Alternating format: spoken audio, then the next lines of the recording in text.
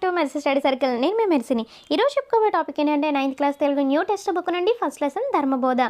దీనికి సంబంధించిన bits exam point of వ్యూలో ఏ విధంగా అడుగుతారో ప్రతి బిట్ మిస్ చేయకుండా అయితే ఈ వీడియోలో అందిస్తున్నాను ఫ్రెండ్స్. ఈ వీడియోస్ కంటిన్యూ చేయాలంటే మీ సపోర్ట్ నాకు చాలా అవసరం ఫ్రెండ్స్. మీరు ఫస్ట్ టైం కనుక చూస్తున్నట్లయితే ఛానల్ సబ్స్క్రైబ్ చేసుకోవడం మాత్రం మర్చిపోవద్దు. అలాగే ఈ వీడియోకి లైక్ కూడా చేయండి ఫ్రెండ్స్. సో ఇంక్లేట్ చేయకుండా టాపిక్లోకి అయితే వెళ్ళిపోదామా. 9th class Telugu new syllabus first lesson Dharmabodha. Dharmabodha పాఠ్యభాగ ప్రక్రియ. ధర్మబోధ పాఠ్యభాగ ప్రక్రియ ప్రాచీన పద్యం. కుటుంబ సంబంధం ఇతివృత్తంగా గల పాఠం ధర్మబోధ. గృహస్థ ధర్మాన్ని, సంతాన ప్రాధాన్యాన్ని, సత్యం గొప్పతనాన్ని గురించి చెప్పడమే ఈ పాఠం ఉద్దేశం. ధర్మబోధ. ఇతిహాసం అనే పదానికి అర్థం ఈ విధంగా జరిగింది. ఇతిహాసంకు సంబంధించి ఈ క్రింది వాటిలో సరికానిది. దీనిలో కథకు అధిక ప్రాధాన్యం ఉండదు. రామాయణం, మహాభారతం ఇతిహాసాల్లోని మూల కథను తీసుకొని వర్ణనలతో ఛందోబద్ధంగా పద్యాల రూపంలో కావ్యంగా మలిచి రాయడమే ఇతిహాస కావ్యం. అయితే ఇక్కడ ఆప్షన్ 1 అనేది సరికానిది. దీనిలో కథకు అధిక ప్రాధాన్యం ఉండదు అన్నది సరికానిది. అయితే ఇతిహాసంలో కథకు అధిక ప్రాధాన్యం ఉంటుంది అన్నది సరైనది. సో 3 ఆప్షన్స్లోని ఫస్ట్ 1 అనేది క్వశ్చన్ బట్టి సరికానిది. సో కరెక్ట్ ఆన్సర్ కథకు అధిక ప్రాధాన్యం ఉంటుంది. మిగిలిన 2 కూడా సరైనవే. నెక్స్ట్, నన్నయ్య ఏ శతాబ్దంకు చెందిన మహాకవి? నన్నయ్య 11వ శతాబ్దానికి చెందిన కవి. ఈయనకు ఆది కవి అని బిరుదుంది కదా. సో ఆది కవి అంటే ఏంటి? మొదటిది కదా. ఆది అంటే మొదటి. సో అలా గుర్తుపెట్టుకోండి. మొదటి అంటే 1 కదా. 1 11వ శతాబ్దం. మీకు బాగా గుర్తుండాలని చెప్తున్నాను. దీనికి సంబంధించిన కోర్స్ కూడా పెట్టాను. మీరు చూడనట్లయితే డిస్క్రిప్షన్లో ఉంచాను. నన్నయ్య కవి పరిచయం మాత్రం కోర్సు చాలా ఈజీగా చెప్పాను. బిరుదులు, కావ్యాలు, అలాగే గ్రంథం అన్నీ కూడా కలిపి లెసన్ నేమ్తో సహా కోర్స్ పెట్టాను. మీరు చూడనట్లయితే డిస్క్రిప్షన్ మరి కామెంట్ బాక్స్ ఇచ్చాను, చూసాను ఫ్రెండ్స్. నెక్స్ట్, నన్నయ్య వీరి ఆస్థాని కవి. నన్నయ్య రాజరాజ నరేంద్రుని ఆస్థాని కవి. కవిత్రయంలో మొదటివారు నన్నయ్య. నన్నయ్య గారి రచించిన కావ్యాలు చూసుకున్నట్లయితే చాముండికా విలాసం, ఇంద్ర విజయం. నన్నయ్య గారి రచించిన కావ్యాలు సో చెప్పుకున్నాం. ఇది 2 టైమ్స్ పెట్టాను. నెక్స్ట్, ఆంధ్ర శబ్ద చింతామణి అనే వ్యాకరణ గ్రంథాన్ని రాసిన కవి నన్నయ్య భట్టు. నన్నయ్య గారి బిరుదులు చూసుకున్నట్లయితే ఆదికవి, వాగను శాసనుడు. నన్నయ్య కవిత్వంలో ప్రధాన లక్షణాలు అక్షర రమ్యత, ప్రసన్న కథ కలితార్థయుక్తి, నానా రుచిరార్థ సూక్తి నిధిత్వం. ఇవన్నీ నన్నయ్య కవిత్వంలోని ప్రధాన లక్షణాలు. నన్నయ్య సమకాలికులు నారాయణ భట్టు, పావులూరి మల్లన, వేములవాడ భీమకవి, మల్లియ రేషణ,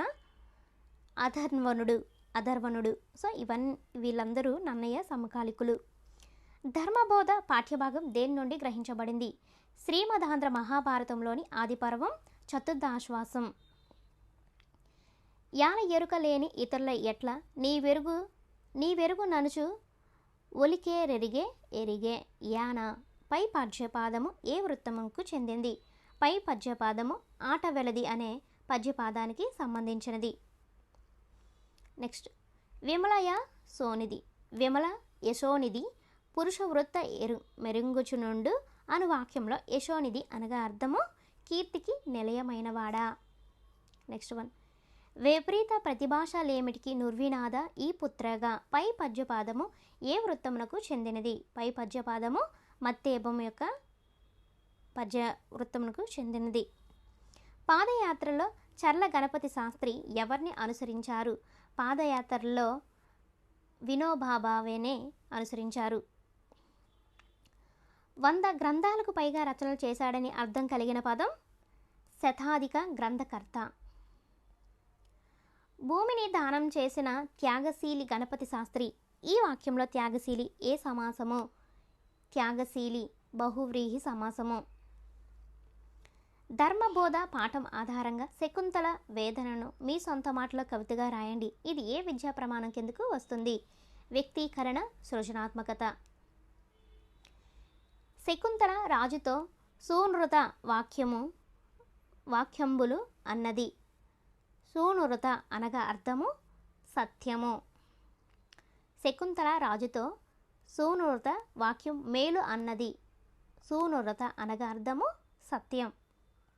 క్రింది అర్థాలను జతపరిచినట్లయితే విపత్తు ఆపద, ఊత ఆధారం, యశస్సు కీర్తి, హృదయం అందం. నెక్స్ట్ క్రింది పర్యాయ పదాలను చూసుకున్నట్లయితే భూమి వసుధ పుడమి, ఆసర ఆధారం అండ, భార్య సతి దార, తనయుడు పుత్రుడు సుతుడు. ఏనుగు భూమి మీద ఉన్న చిన్న సూదిని కూడా తన తొండంతో తీస్తుంది. ఏనుగు పదానికి పర్యాయ పదం తెలిపినట్లయితే కరి మాతంగము. ఆప్షన్ 4 అనేది కరెక్ట్. క్రింది నానార్థాలను జతపరిచినట్లయితే క్రమము, నీటి, చాలు, వితరణం, కత్తి అంచు, దీనికి సరైనది ధార, పుణ్యం, స్వభావం, న్యాయం, ఆచారం, దీనికి సరైనది ధర్మం, మానవుడు, అర్జునుడు, దీనికి సరైనది నరుడు. నెక్స్ట్ దిక్కు, కోరిక, నమ్మకం, దీనికి సరైనది ఆశ, కులం, వెదురు, పిల్లని గ్రోవి, దీనికి సరైనది వంశం. ప్రకృతి వికృతులను జతపరిచినట్లయితే పుస్తకం, పొత్తం, నీరు, నేరము, యజ్ఞము, జన్నము, విద్య, విద్యే, గృహము, గీము. మరికొన్ని ప్రకృతి వికృతులను చూసుకుందాము. నెక్స్ట్ దీపము, దివ్వె, సత్యము, సత్యము, ధర్మము, దమ్మము, రాజు, రేడు, కావ్యం, కబ్బం. మగని సేవించుటే వ్రతంగా గలది వ్యుత్పత్తార్థం కలిగిన పదం పతివ్రత. కాంతులను వెదజల్లునది వ్యుత్పత్త్యార్థం కలిగిన పదం జోష్ణ. వ్యతిరేక క్రియారూపాలను జతపరిచినట్లయితే చేసి, చేయక, వస్తాడు, రాడు, తింటే, తినకపోతే, వినండి, వినకండి, చెప్పి, చెప్పక. నెక్స్ట్ క్రతువది పదంలో విడదీయగా క్రతువు ప్లస్ అది. వంతలెల్ల పదంలో గల సంధి ఉత్వసంధి. నెక్స్ట్ పూరితంబులు ప్లస్ అగు ఏ సంధి ఉత్వసంధి. క్రింది వాటిలో సవర్ణ దీర్ఘ సంధికి ఉదాహరణ కానిది ఆప్షన్ 3 భాషలేమిటి. ఇది సవర్ణ దీర్ఘ సంధికి ఉదాహరణ కానిది. అయితే ఇది భాషలేమిటి, భాషలు ప్లస్ ఏమిటి, ఇది ఉత్వసంధి అవుతుంది. కన్వాశరం, సభాసదులు, తీర్థాభిగమనం, ఈ 3 కూడా సవర్ణ దీర్ఘ సంధికి ఉదాహరణలు. శకుంతల దుష్యంతులు పదంలో గల సంధి శకుంతల ప్లస్ దుష్యంతులు, ఇది ద్వంద్వ సంధి. ఒక వస్తువును ప్రసిద్ధమైన మరొక వస్తువుతో పోల్చి రమ్యంగా చెప్తే అది ఏ అలంకారం అవుతుంది? ఉపమాలంకారము. ఆకాశంలో మేఘం వెండి కొండలా తెల్లగా ఉంది, ఇది ఏ అలంకారము? ఉపమాలంకారము. ఆమె ముఖం చంద్రబింబం వలె అందంగా ఉంది, ఈ వాక్యంలో చంద్రబింబం అనేది ఉపమానము. నీ కీర్తి పాలవలే తెల్లగా ఉంది, ఈ వాక్యంలో తెల్లగా ఉన్నది అన్నది ఏంటి? సమాన ధర్మం. ఒక దీపం నుండి మరొక దీపం పుట్టి వెలుగొందినట్లు తండ్రి రూపం పుత్రిలో ఉంటుంది, ఈ వాక్యంలో ఉపమావాచకం అట్లు. అంటే దీపం పుట్టి వెలుగొందినట్లు అలా అట్లు అంది కాబట్టి ఇది ఉపమావాచకం అవుతుంది. వలె అన్నది కూడా ఉపమావాచకం అవుతుంది. అయితే సెంటెన్స్లో ఆమె ముఖం చంద్రబింబం వలె అందంగా ఉంది, వలె అనేది ఉపమావాచకము అవుతుంది. విపరీత ప్రతిభాషలేమిటికి నుర్వినాద ఈ పుత్రగా డాష్. పై పద్యపాదంలో గణాలు ఏంటి? పై పద్యపాదంలో గణాలు సభరణ మైవ. అయితే ఇది మత్తేబు అనేదానికి ఈ విపరీత ప్రతిభాషలేమిటికి నుర్వినాద, ఇది పద్యపాదం అనేది మత్తేబుకు చెందింది. సో మత్తేబు యొక్క గణాలు ఏమవుతాయి? సభరణ మైవ. మీరు దీన్ని డివైడ్ చేసి మీరు సూచించినట్లయితే గణాలు మీకు సభరణమయవ వస్తుంది. నెక్స్ట్ 20 అక్షరాలు కలిగి ఉండి సభరణమయవ అనే గణాలు కలిగిన పద్యపాదము.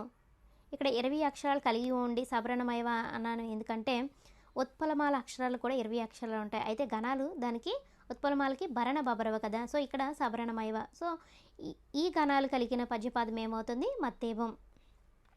మత్తేబం వృత్తానికి యతిస్థానము 14వ అక్షరం. Next last one. భర్తృహరి సుభాషితాలను తెలుగులోకి అనువదించిన 3 కవుల్లో ఎక్కువ ప్రజాదరణ పొందిన కవి ఏనుగు లక్ష్మణ కవి. సో ఇది టీచర్స్ టోటల్గా అయితే 50+ బిట్స్ అనేది తమ్మునైల్లో ఇచ్చాను. ఇక్కడ 46 ఉన్నాయని మీరు అనుకోవచ్చు, కానీ మీరు టెక్స్ట్ పీడిఎఫ్లో ఇచ్చిన బిట్స్ అన్ని మీరు అబ్జర్వ్ చేసినట్లయితే ప్రకృతి వికృతులే మ్యాక్సిమం అవి 10 బిట్స్ ఉన్నాయి. అలాగే నానార్థాలు, సందులు, అలాగే అర్థాలు, పర్యాయ పదాలు చూసుకున్నట్లయితే అవి కూడా చాలా ఎక్కువగా ఉన్నాయి. నేను అవన్నీ ఇండివిజువల్గా ఇవ్వలేదు, మీకు జతపరచడంలోనే కలిపేశాను. ఎందుకంటే పీడిఎఫ్ ఎక్కువగా పేజెస్ అవ్వకుండా తక్కువగా పెట్టి మీకు కంటెంట్ అయితే ఎక్కువ ఇస్తున్నాను. సో మన ఛానల్ మీకు యూస్ఫుల్ అనిపిస్తే ఒక లైక్ అయితే చేసేయండి. మీరు ఫస్ట్ టైం చూస్తున్నట్లయితే మన ఛానల్ సబ్స్క్రైబ్ చేసుకోవడం మాత్రం మర్చిపోద్దు. ప్లీజ్ సపోర్ట్ చేయండి. ఇలాంటి మరిన్ని వీడియోస్ కోసం మన ఛానల్ చూస్తూ ఉండండి. ఈ వీడియోకి లైక్ చేయడం మాత్రం అస్సలు మర్చిపోద్దు. Thank you for watching.